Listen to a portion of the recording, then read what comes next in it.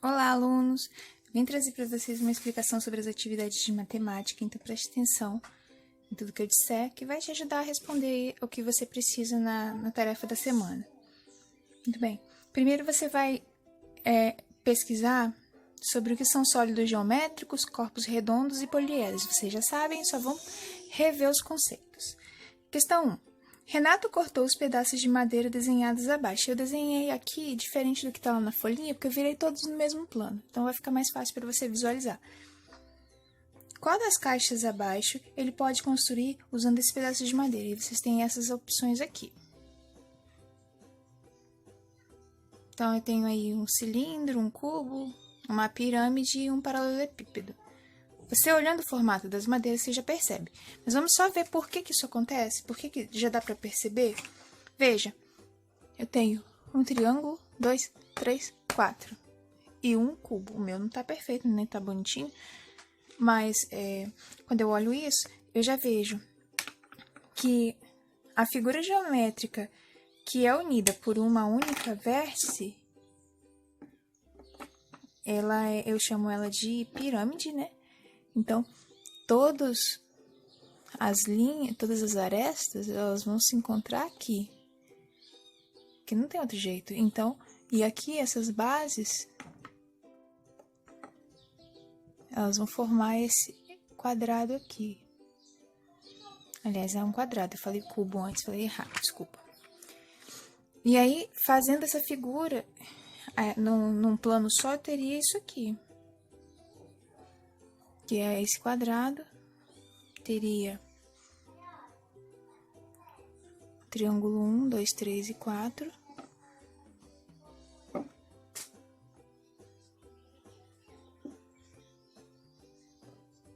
E imagina, se eu juntar, se vocês fizeram isso outro dia na atividade do livro, se eu juntar, eu vou ter uma figura assim. Já responde aí a questão 1. Já na questão 2, fala assim: quais figuras são necessárias para se construir um sólido geométrico como mostrado abaixo? E aí eu tenho essa pirâmide de base retangular, que é esse daqui que você vê bem pertinho agora. Pois é, dá a impressão de que essas figuras elas são tortas, né? Mas isso é por conta do ângulo. Se eu fosse desconstruir a figura, então no primeiro eu tinha que construir a figura. Na segunda eu tenho que desconstruir. Ficaria mais ou menos assim. 2 triângulos e 3 retângulos, que é o nome das figuras planas. Se eu abrisse aquela figura, teria esse desenho, mais ou menos. Esse lado vem aqui, esse lado vem aqui, esse une com essa ponta, esse une também com essa ponta, e a gente forma aí de volta a figura que tá lá na atividade, essa. Bem fácil, né?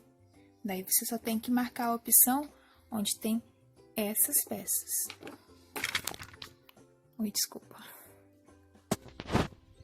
Nossa questão 3, ela fala assim: as opções abaixo representam planificações de sólidos geométricos diferentes. A única que apresenta a planificação de um corpo redondo é... E aí, por isso, a gente precisa lá saber antes o que é um corpo redondo, ou relembrar. Mas é só você pensar que corpo redondo é todo aquele que rola. Se é redondo, é aquele que rola.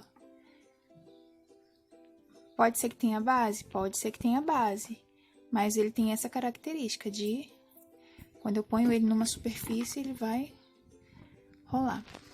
E daí, qual dessas figuras é a única que aponta essa característica?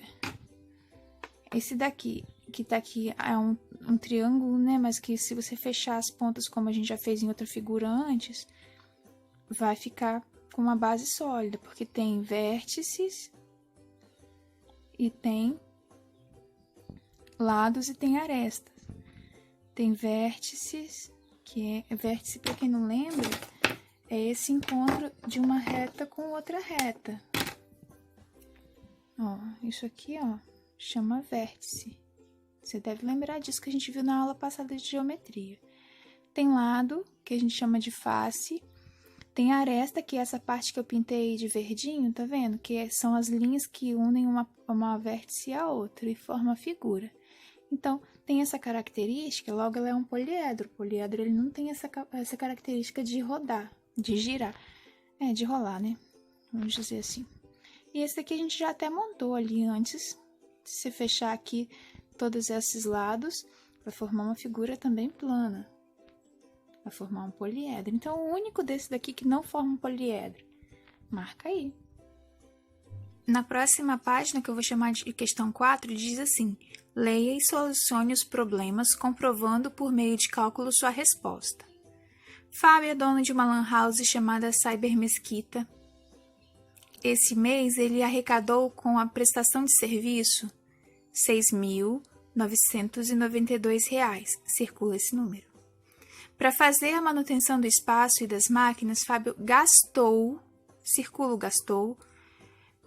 1.176. Circula esse número.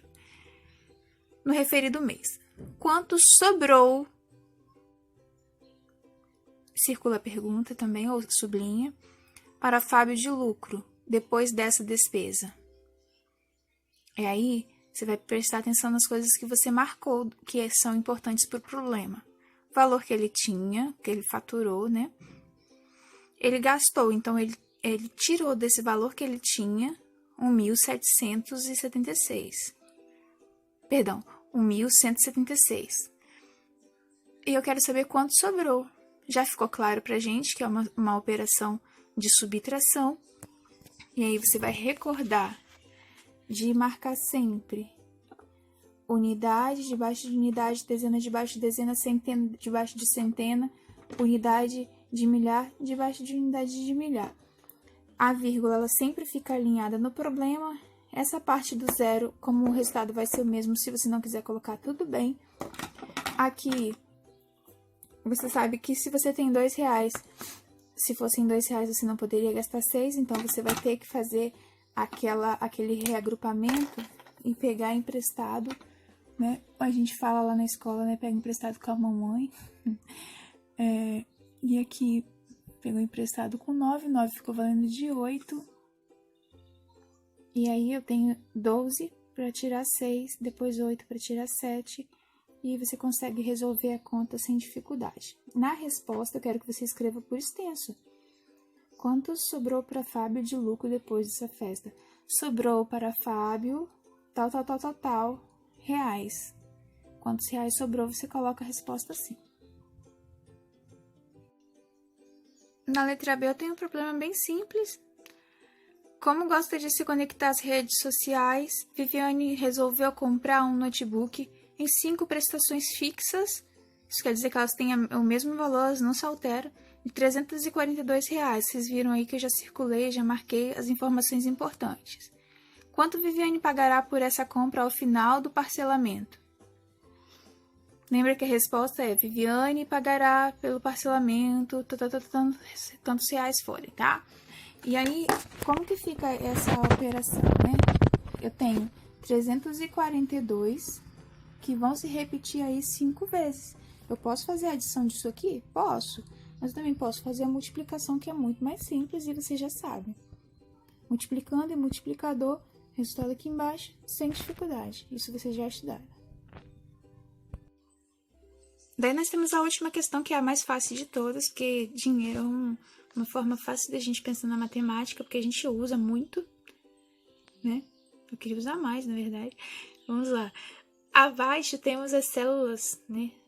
As cédulas, perdão. Nossa, tô demais hoje. As cédulas, que são notas do dinheiro brasileiro. Nós temos aqui a cédula de R$100, a cédula de 20, de 5, de 50, de 10 e de 2. Responda algumas perguntas sobre o uso das cédulas brasileiras. Juntando uma cédula uma cédula de cada valor acima, quantos reais nós obtemos? Então, você vai contar aqui esse dinheiro, somar e ver quanto dá. Eu tô com uma manchadinha de pincel na mão, normal, deve ter com saudade. Qual é o maior valor que podemos obter com 3 cédulas iguais? Então, você vai pensar, lembra que a gente estava vendo isso lá no começo, quando a gente estava falando do sistema de numeração decimal, né? Quantas vezes eu posso repetir para ter um número grande, tá? A gente já fez alguma coisa nesse sentido, só que agora é com dinheiro. Então, qual é o maior valor que podemos obter com 3 cédulas iguais? Você vai pegar a maior cédula, vai multiplicar por 3 e vai ver quanto dá. Não sei qual é a maior, você sabe? Vamos lá. A letrinha C aí. Qual é o maior valor que podemos obter com 3 cédulas diferentes? Então, agora, sem repetir, você vai pegar as 3 cédulas maiores e vai ver qual é o maior valor que você pode fazer. D. Qual é o menor valor que você pode fazer com 3 cédulas iguais? Da mesma forma que você antes pegou a cédula maior, agora você vai pegar a menor e vai multiplicar por 3. Qual é o menor valor que podemos obter com 3 cédulas diferentes? Então, agora você vai pegar as 3 cédulas menores e vai ver quanto dá. E fim. Muito fácil, né? Espero que vocês tenham entendido. Se não, pode chamar. Beijinho. Tchau, tchau.